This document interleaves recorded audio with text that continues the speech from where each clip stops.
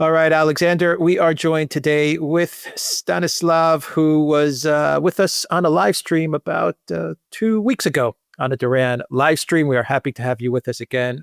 Stanislav, before we get started talking about the military situation in Ukraine, where can people find you and follow your work?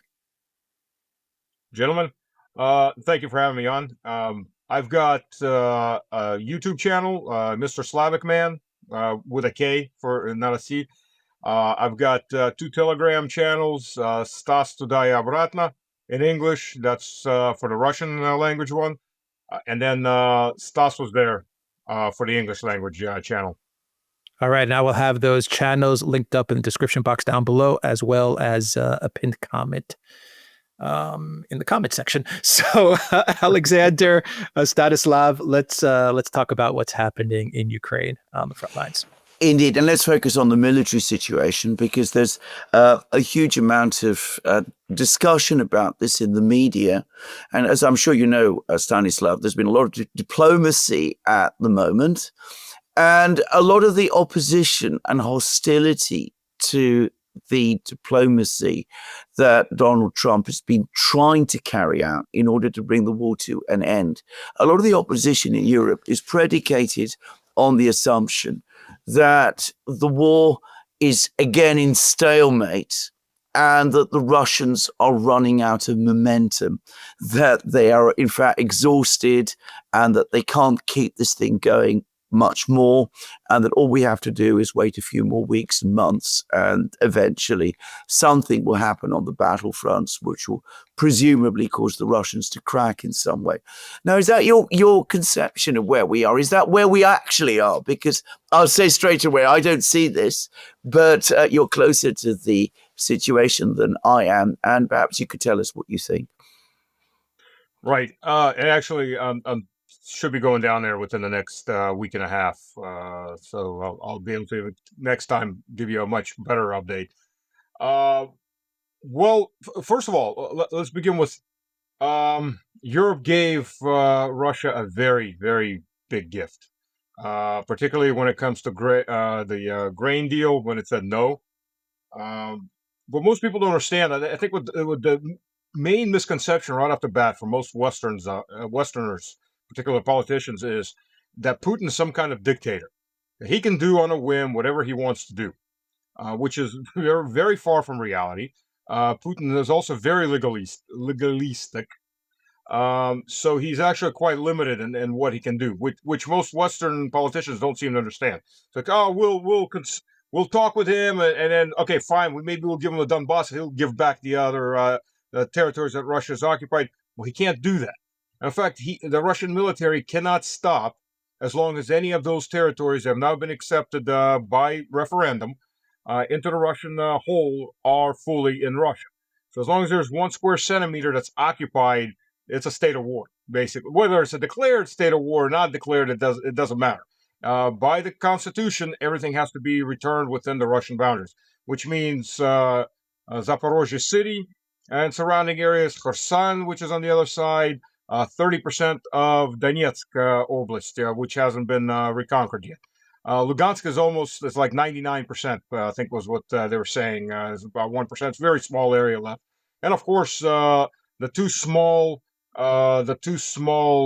settlements still held in Kursk, and the monastery Gorno, which is also still held in Kursk. Which, by the way, interestingly enough, Gorno, which is a monastery, was the first one to get attacked. Was the first settlement to be, if you want to call it a settlement, to be attacked by the Ukrainian army. Direct tank fire on the monastery, which says a lot about who you're fighting with, what you're fighting with, and against whom you're, and the ideology that they're fighting with. There was, there was a very, very palatable fear from not only in myself in this case, but talking with several generals and colonels that I know, and talking with people on the ground, and talking with people who were there doing aid delivery or doing reporting and their talks. Everybody was afraid that the government was going to make some kind of a deal. How should I put it? Russians want peace. but they don't want another Minsk III or another Istanbul Accord. They want victory. And the drive with everybody is, we've gone this far, we're going to go to the end. And the end is, we can't accept this government in Ukraine in any form or shape. We can't accept this ideology next door, no matter what. So the drive is, we're going home to the end, to the very end. So it's the same thing as, say, 1944. Nobody would have accepted if Stalin said, okay, Adolf, let's make a deal. We'll split Poland or whatever. We'll stop there, and that's it. Well, no, that would have never flown. It's the same thing right now. The country's committed. Granted, not everybody, of course, but about 2/3 of the population is committed, and it needs to be done to victory.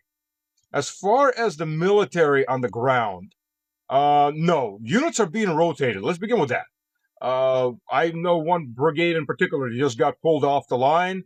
They've been on the line in Zaporozhye for, I won't say which brigade number, but in the Zaporozhye area. And that's not even one of the active fronts, but they've been active in Zaporozhye area for about half a year. They've been pulled out, rotated out.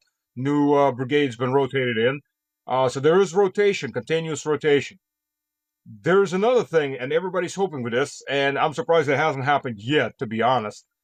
There is a coveting of forces. So what you see on the ground right now is about somewhere around 500,000 to 600,000 on the line and in the near rear, but there's a coveting of around 300,000 forces. So you're talking about basically 2 tank armies that have not been pushed into battle yet. They're being held in reserve and being prepared and been enforced for the last 2 years. Quite a few people, including myself, thought that you would have the big action sometime with, toward the end of 23, okay, 24, and nothing yet. They're there, but nothing. So obviously they're there. Obviously there's a very large fist that could actually be 2 fists. Slightly smaller, but able to strike through. So, with the Ukrainian lines beginning to collapse, the attrition is working. I mean, the casualties are well, for modern warfare over the last, since World War II, the casualties are very high. It's just a matter of time. Are they going to be used, or are they not going to be used? And are we going to see one of those large arrow movement type maneuvers where you see something on the size of not just even a division, but a corps level breakthrough with rapid advances? I mean, you said on our previous program, our live stream, something which I found very interesting. Now, I've seen it mentioned in other places, and I mentioned it. I passed it on myself, which is that Donbass is a very difficult country to break through in. It's the ground is very soft, apparently, so it's not actually particularly good for armored vehicles. It's very built up. There's lots of rivers and natural barriers. And of course, the Ukrainians have had a long time to fortify it. So what I remember you saying is that there's nothing analogous to that elsewhere once Donbass actually falls, that in effect is like a kind of shield that protects the rest of Ukraine. Did I understand you correctly about this? Because this is, I think, something that is absolutely never mentioned in the West. It's certainly never talked about. But is this? Did I get you correct on this? Yes. As far as the ground, now the ground is seasonally unpassable. Basically, during deep winter. Of course, the last 2 winters have not been that cold. This winter wasn't cold at all. Even as far north as Moscow, January had 22 days that were above freezing. So the ground never really froze hard. It did a little bit in February, but it's a very limited amount of time. And you got to remember, this is Lugansk is 450. I'm sorry, about 550 kilometers southwest of Moscow, so it's already a different climatical zone. Once you get south of Voronezh, it gets much warmer and much more sunshine than you do north heading toward Moscow. So 300 kilometers south of Voronezh, you're starting to hit the black soil zone, which is actually a very large area. So when the ground is wet, now when the ground is dry or frozen, tanks will roll very easily. And west of the Dnieper River, it's the same thing till you get about toward at least another third into western Ukraine. Then it starts to change. But the ground during the summer, the ground is hard. I mean, tanks will go easily across that ground. And even if you get rain, unless it's a rain that lasts for like a week to 2 weeks, the ground is still very firm. Fall, when the heavy rain starts around the end of September, beginning of October, you get a month and a half, 2 months of rain, depending. Yeah,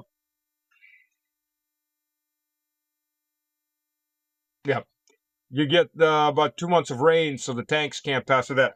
And in the winter, when it all starts to melt, then you get the same effect. So this winter, like I said, this winter was very soft. Winter, so mild winter. Sorry. There wasn't that much snow, so the dry terrain should come around unless there's heavy rains. The dry terrain should come around much earlier than regular. So I'd expect it by mid-April, maybe even early April, depending on the rain.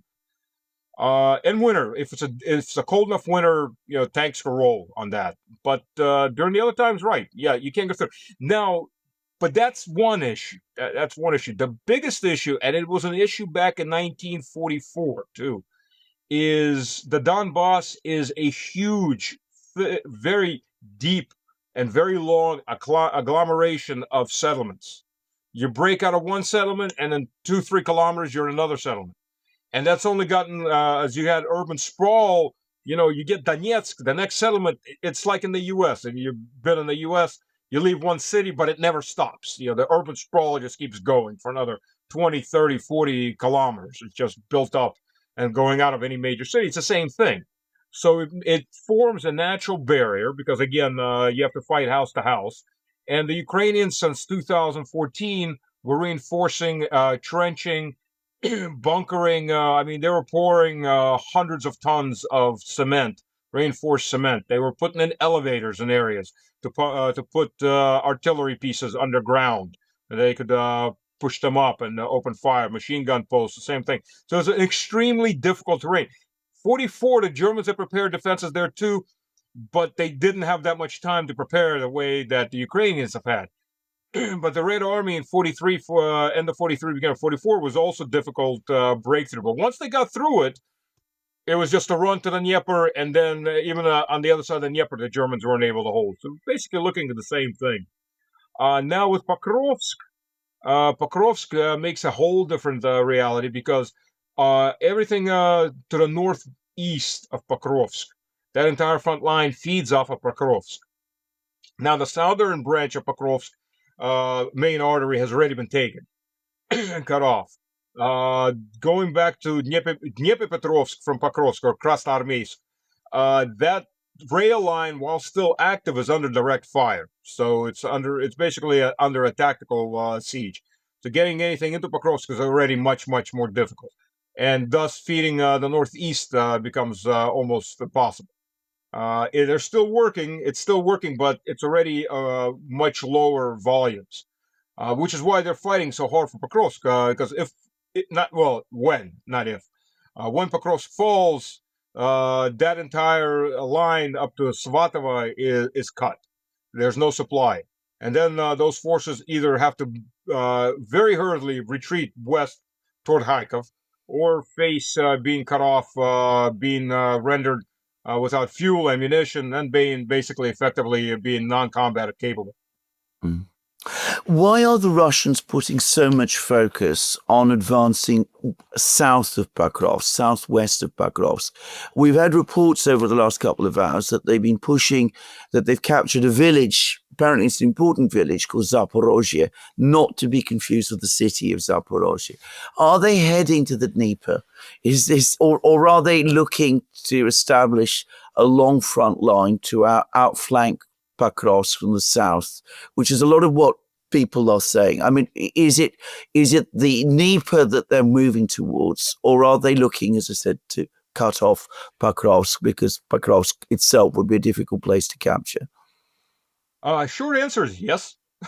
This opens up lots of possibilities. It's Yeah. called opening of a flower, right? Because you take a Yeah. position and then you can open up in different directions, like a plant or flower going in different directions. If you're heading toward the Dnieper and you're heading even southwards, you start to outflank those southward positions, those Chasov Yars, those and going all the way, rolling up toward the actual Zaporozhye. Because Zaporozhye, what defends Zaporozhye in those areas well is that it's absolutely flat terrain, and thus it's difficult to hide. So the fight over Rabotina, the Russian forces held the high terrain. Rabotina was in the low terrain, and we're not talking gigantic hills here, but 100 meters is 100 meters, right? And it was very difficult to fight uphill.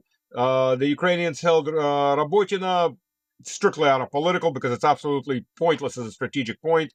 And there wasn't a town left. There were basements, basically. They were fighting out of basements. I mean, that small village of 3 parallel streets was wiped off the face of the earth during the 23 fighting in the summer. But moving forward is difficult because it's such open terrain. It's so flat. If you're starting to cut them off from the north, you're starting to outflank that entire area, putting it all under threat. And there's only a limited amount of bridges across the Dnieper in that area that can actually feed that entire conglomeration of forces around Zaporozhye. So this gives added weight. It expands the front while cutting communications, making it that much more difficult for an already strained force to be able to maneuver, to be able to supply, and to be able to hold. Because again, Russia has the forces, the Ukrainians don't. Okay, the Ukrainians actually have about 1 million men in the armed forces. About 500,000 of those are on the front line. Of those, there's maybe a third that are combat worthy. The rest are mostly people that have been pulled off the streets. The rest of the force is either A, guarding key areas like the Belarusian border and Kiev, or B, press ganging as many men as they can off the streets. What about the drones? Because we hear so much about drones. I read, by the way, an account that now Russia is outproducing Ukraine in drones 5-1. Supposedly 5 million drones Russians, 1 million drones the Ukrainians. But when hears an awful lot about the fact that the drones have changed the whole character of the war, that artillery isn't as important as it was, or isn't important at all, that it's the drones that are making the Russians work more slowly. Is there any truth in this? A drone gives you pinpoint accuracy, but it's still limited.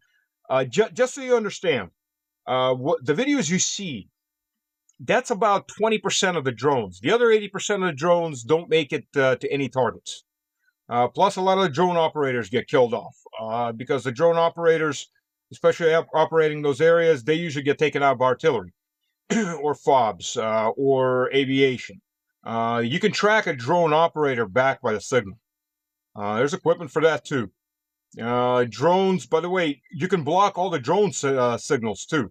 I mean, you can't obviously off of anything off of cable optics, but you can off of the signal. There's man packs that allow you to fully block out all the signals. So you can't, your own drones won't fly, but the enemy drones won't fly. The problem with the man packs is the moment they discover there's an absolutely dead zone, that's where the artillery starts hitting. Because they know, okay, there's drone anti-drone systems in play with, and it's a big backpack full of a block with batteries doing basically white noise, and they'll start shooting artillery in that area. The drones, even with one hit, you rarely can kill a tank with a drone. I mean, you really, unless the hatches are open, you can't kill a tank with one hit for the most part. You can damage a tank. You can do a mobility kill on a tank. Tanks are usually finished off with artillery. Artillery, once a tank's not moving, what's an immobile tank? It's a bunker. It's an artillery target. That's what we used to say. So that's exactly what it becomes. And they start hitting that artillery target until they destroy it. APCs are much easier to destroy, obviously, but again, that's usually more than one drone that has to hit them. I've seen videos of a tank that a T-72 that was rushing in Maybe, its guardian angel was defending it. It had to been, because it took 5 drone hits and it kept going. It was an amazing sight. They came in, they put artillery, they put direct fire down range, took out a bunker and charged back out, freed up the infantry. But they took 5 drone strikes, and you see the drones are hitting, and the tank keeps going. So even then, even with direct hits, you're not seeing. It's not necessarily one hit, one kill. Yeah, I mean, if you hit an infantryman with a drone, you're gonna kill him. Obviously, you're gonna rip him to pieces. But yeah, that's a pretty big waste of drones. But they use them for that too. And when I served, oh god, yeah, I've been down there about 7 times. It'll be my 8th time going. And how should I put it? Now, you can't put it mildly. You're not that far from the front, and in the evening you got to go out to take a nature calls. Got to do a dump, and you're wondering, is something going to hit me upside the head while I'm behind a building or behind a tree, doing what I'm doing. In the old days, unless there was a sniper, or if you were out of artillery range, you didn't have to worry about that. You could, okay, I gotta go do my night. Got to do my nature's duty. I'll go do nature's duty, and I don't have to worry that somebody's going to drop something on my head. Now, you do. And the problem with satellites, uh, everybody decided to try to call at the same time. The problem with satellites, too, which if there is ever a world war, there won't be any satellites. That's one of the first things on both sides that'll be destroyed. But with satellites presently in this war, everything's open. The moment, I mean, in real life, you're getting images of what's going on. So the moment you're starting to prepare for any company to battalion sized offensive, unless the weather is really bad when you're doing it, so the cloud cover breaks up any images, and the drones can't fly because the wind's too strong, that's the only time you can really attack, or heavy fog. Any other time, the moment you start pumping up enough units, enough even company level units in one area, it's going to get noticed, and something's going to come flying its way. Either it's going to be HIMARS from the west, or maybe ATACMS, but the ATACMS have run out, or it's going to be Iskandars or aviation FOBs, something from the east. Either way, you really can't get that many tanks together. It's been done a few times, but you have to work around that issue. So that's a very, very big problem, and that modifies the movement and how big of a force you can concentrate for any kind of movement. I've heard this said many times, actually, that this is an extremely strange and artificial type of war, in the sense that satellites function, which they wouldn't. The United States is able to gather intelligence on an enormous scale, which it would not be able to in if this was a world war between the Americans and the Russians. I mean, the Russians are not shooting down American reconnaissance aircraft over the Black Sea, for example. So that this is all very, very, very artificial. How did the soldiers feel about this? Because they must be aware of this. I mean, are they frustrated by it?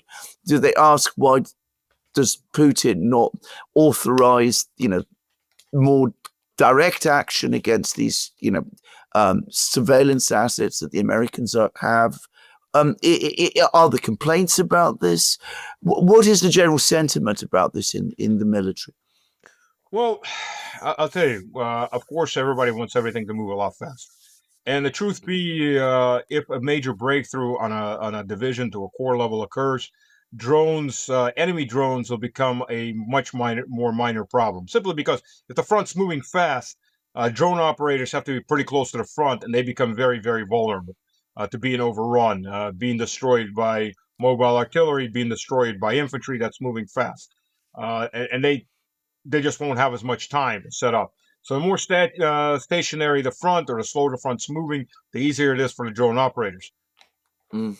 If there's ever a world war, conventional level world war, just to understand what's going to happen, everything's going to go back to within 2 weeks, everything will be on the level of World War II minus aviation.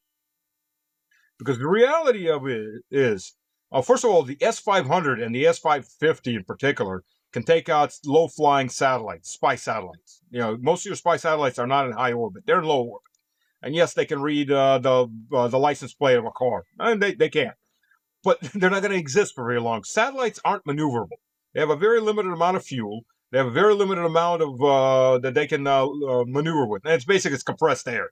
You just pump out the compressed air, it'll spin the satellite to a new orbit. But they can't do that very often. And it's a very predictable orbit. So no matter what, they're going to get destroyed. So that's the first thing that's going to happen. Or even if you toss up a tactical nuclear device in low orbit or medium orbit, the wave will take out most of the satellites in that hemisphere. So, okay, satellites are basically gone. We'll begin with that. Never mind, there's ground-based laser systems that can hit satellites. There's a lot of stuff out there, really. Aviation, the state of, particularly on the Russian side, the West has shown that its air defense systems are outdated, extremely outdated. The U.S. discovered it can't take out a weather balloon. Why was the weather balloon if it was a Chinese weather balloon, why was it taken out over the ocean? Not because they were afraid it's going to fall on somebody. That's a cockamamie story. The problem is the weather balloon, when the heat goes up, it pushes the weather balloon up, right? So the heat going off the ground is much stronger than the heat going off the water. So once the heat off the water started, once it got over water, it actually went down. And now it lowered its altitude enough that the F-22s could come in and take it out. There was no system in the U.S. that could reach the stratosphere to take out that weather balloon. So that is already a very big hole in U.S. air defenses. So what happens then? Well, ground recon, maybe drone warfare to find the enemy first of all, and move out to contact. Any kind of maneuver like that is going to be, again, you're going out there and you're feeling your way forward to see where your enemy is. Basically, World War II minus the aviation. What about these Ukrainian counterattacks that we're hearing around Chasiv Yar, Toretsk, Dzerzhinsk, if you prefer? What is all that about? What is this attack on Belgorod, these attempts to capture these border villages? What are the Ukrainians trying to achieve by this, and are they going to succeed with whatever it is that they're trying to achieve? I think they're trying. In Russia, it's called mogilizatsiya. Могила is grave. Mobilization. It's a combination of grave and mobilization. Gravelization. They're sending a lot of good men to die. I mean, you're dealing with very small, relatively speaking, tactical level offensives. Now, on an active battlefield, you could do that to take back a position, hold some key point, grab a key point from the enemy to try to deny them high ground, for example, or a key artery choke point. Yeah, but these are very small level tactical positions. That happens. That happens on a tactical level in any battle. Counteroffensives to try to take back a key point, and that's to be expected. No matter normally when you take a key point, especially a built-up objective, the first thing you do, unless you have enough, the force that takes it, they usually dig in. They prep for a defense. Now, they may be holding that while another force, a follow-on force, pushes through them and takes the next objective. But sooner or later, you run out of steam on that local little area and you dig in waiting for the counteroffensive. Because once the enemy's been pushed off, usually what happens is if it's a key point, a very, very needed point, they'll do a counterattack to try to take it back. I mean, you expect that. That's on a tactical level. Belgrade is a PR level. Kursk was a PR level. And I think Kursk, in my personal opinion, Kursk was a trap from day one. It was an ideal piece of the border that had almost no forces on it, except conscripts. It was just like that big piece of cheese. And there's a Russian saying, the only free cheese is in a mousetrap.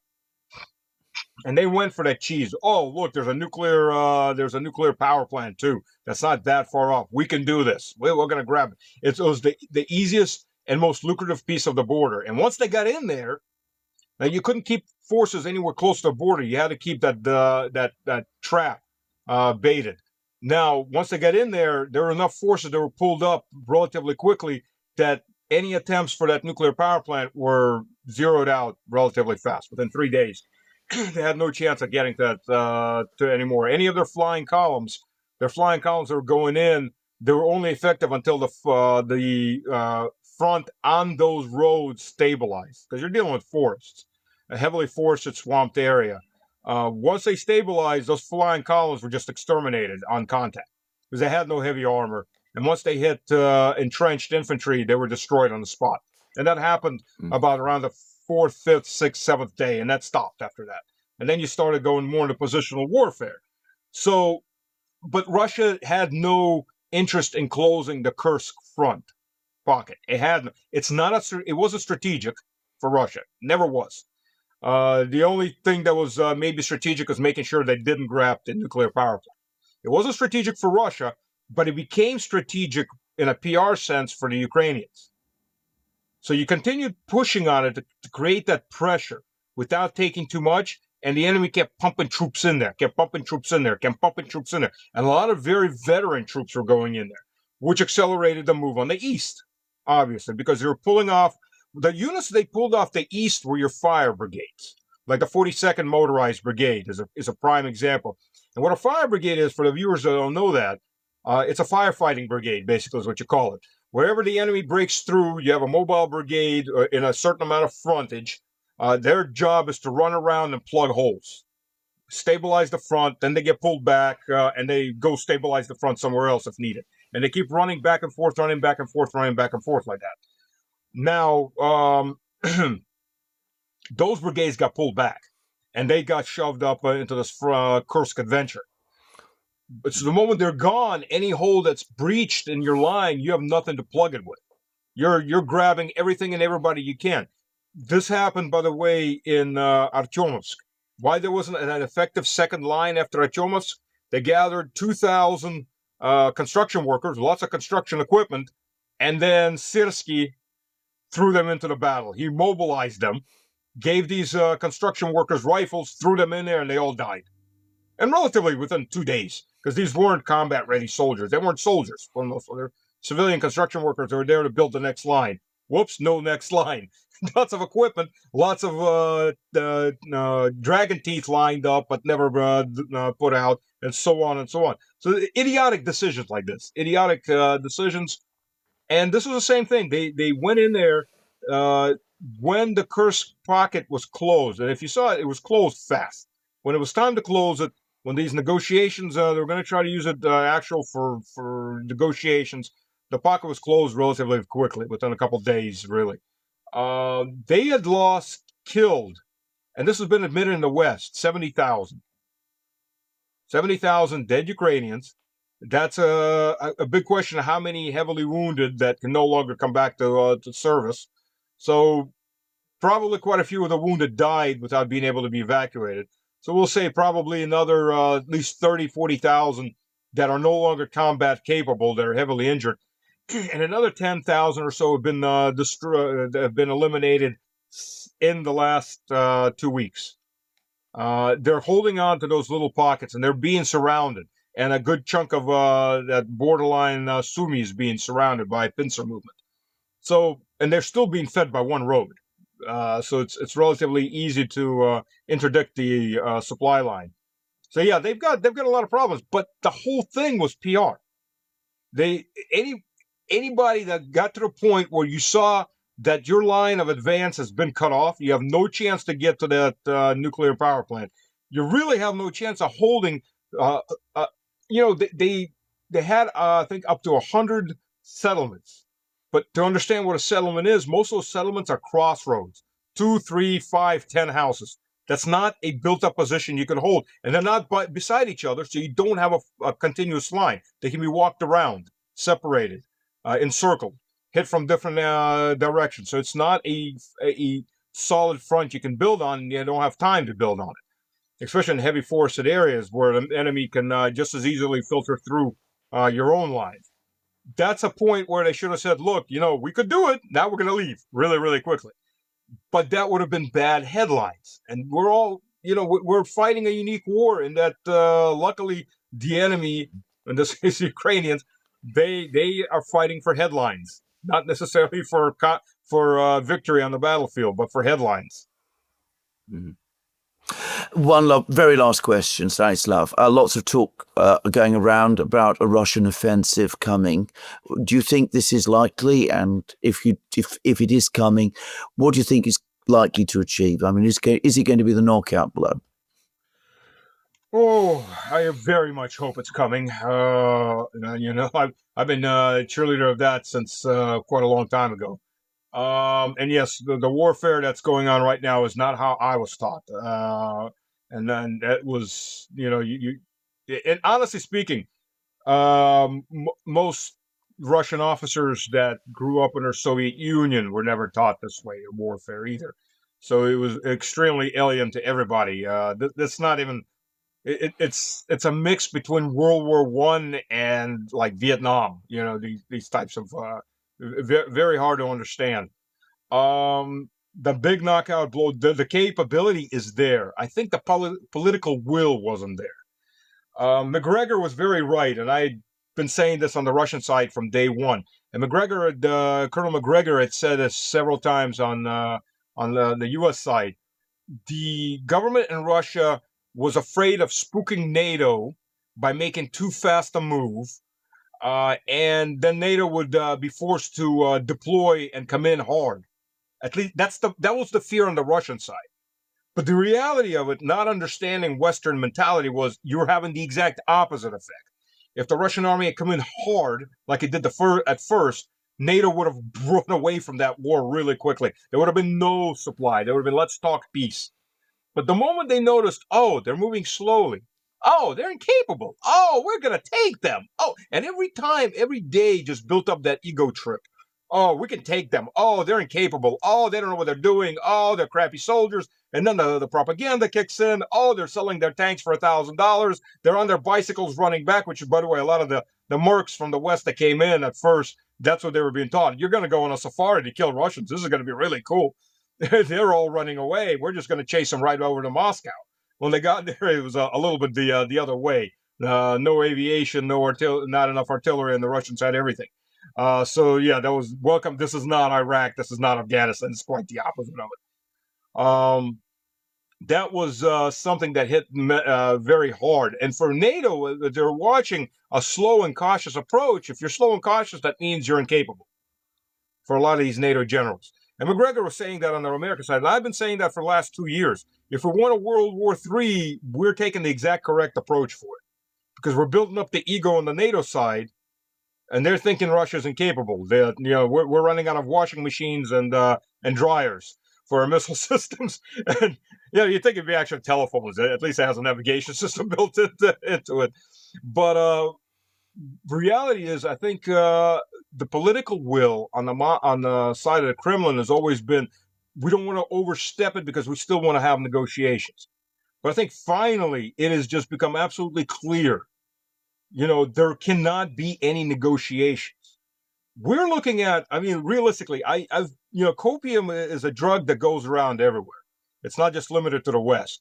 I've seen a lot of experts on this side snorting up copium in quite large numbers when it comes to the Germans. Oh, German rearmament is going to take 20 years for them to put an army in the field. Well, no, gentlemen. Actually, if you open up the textbooks and you read a little bit of history, Hitler came in 1933. In 1939, they had an army. The German economy in 1933 was in much, much, much worse shape than it is right now. Tank production in Germany was almost non-existent, as in there weren't any facilities to even build tanks. In World War I, Germany built 47 tanks. They were giant. They had a crew of 11 people. There were 47 tanks. The French and the English, including tankettes, which is just a little tank with 2 men in it, a driver and a machine gunner, but including tankettes, the Western Allies built 4,000. The Germans just decided we don't need tanks. We can do it with direct fire artillery. We can do it with direct artillery. We don't need tanks. So the tank, in the Soviet Union up to 1934, they were practicing tank maneuvers. They were learning from the from the Red Army, but it was still a very small military force with a very small industrial base for that kind of production. By 39, they had tank armies. Now, Hitler wasn't ready in 39. I think he would have preferred in 41 or 42, but the inflation rate in 39 was already over 19%. Germany was facing hyperinflation because of the mass investment that was going in. So it was either now or never, basically. Well, we're looking at the same thing with Merz. So he's got up to a trillion euro he's going to pour in. He's got the pension funds he's going to pull in, which is another 500 billion. You're going to look at the same thing, and they can put an army in the field within 4 years. And they can pump up manufacturing very quickly within 4 years. Just last year, the military-industrial sector in Germany grew over 40%, while the rest of the economy was dying off. Now, you've got Volkswagen that said, you can take our manufacturing facilities. Plus, I've been hearing from experts that never worked in heavy industry. I spent 15 years in heavy industry supporting oil and gas services industry and supply chain. So I've been up and down all these different manufacturing facilities all over the Western world. And when people tell you, oh, you can't retool an automobile plant to make tanks, you're talking to people who have no knowledge of reality. Of course you can. It may take half a year to do it, to do a tank. And if you're doing wheeled vehicles, it's going to take much, much less time than that. But of course you can. Most automobile plants were built on a dual purpose track. Right now we're making civilian cars. Tomorrow we may be making tanks or trucks for the military or what have you. They can all be retooled. In 3 to 4 years, the Germans, we may be looking at the Fourth Reich if they're following through with this. If nothing happens to knock Merz off of his pony, and the best thing for them is they don't have to worry about the Western Front this time around. At least not right now. The French establishment, and it doesn't matter whether it's Front National or it's Macron's party. They're all for this war. Front National sold out a long time ago. They don't want to send troops, but they're happy to send everything else. So you've got this very different geography in this case that you didn't really have before in World War I or World War II. So the Germans are something that may have to be dealt with if they continue. Plus, you got the Poles on their side. So that is a threat. That is a actual possible threat, maybe not in the short term, but in the medium term, the very short medium term. Now, for all of them, they've got to keep the Ukrainians in the field to buy time. That's what Ukrainians are. They're buying time with their lives so their betters and their owners can arm up for a war. They don't have to fight. But the mentality of the political class in Europe is gone. They're warped. I don't know how else to put it. These people are extremely warped at this point. Stanislav, we could talk for hours, but that has been incredibly informative. We're going to come back to you, obviously, as events develop. I think we are going to see a spring offensive, by the way. I think Putin basically gave a clear hint that one is coming. So what I would just say is thank you for coming on our program and providing all that really important and useful information. Thank you. And as I said, take care and keep up, and we'll be very interested to hear what you learn when you go to the front lines again. And be careful, by the way. Stanislav, one more time, where can people find you? Like I said, I've got a YouTube channel, Mr. Slavic Man. That's Slavic with a K, all one word. I've got 2 channels in Telegram. Stas was there. That's the English one. I'm sorry. Stas was there. That's the English language one. Stas Tudaya Obratno is the Russian language one. And if you speak both, sign up for both. There is different content to a degree. So slightly different content. And I will have that down below linked up. Thanks, Stanislav. Thanks.